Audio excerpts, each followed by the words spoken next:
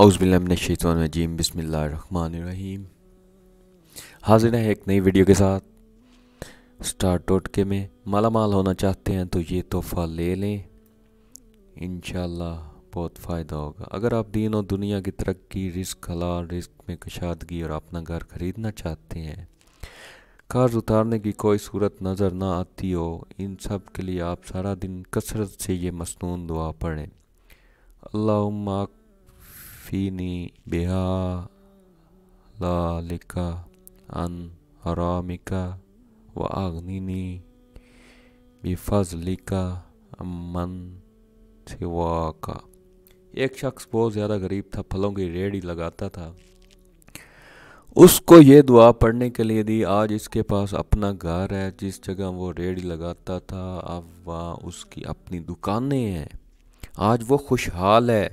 अल्लाह जल्ल शाना ने इसके लिए रिज़्क़ और दौलत और बरकत के दरवाज़े खोल दिए।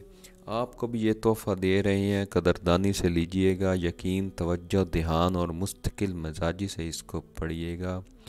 ये शेखुल वज़ाइफ़ फरमा रहे हैं, अबकरी के जो मालिक हैं, अबकरी मैगज़ीन के, उन्होंने ये तोहफ़ा आपके लिए भेजा है। कबूल कीजिएगा, वीडियो को लाइक कीजिएगा, चैनल को सब्सक्राइब कीजिएगा और कमेंट्स में अपनी कीमती राय से ज़रूर आगाह कीजिएगा।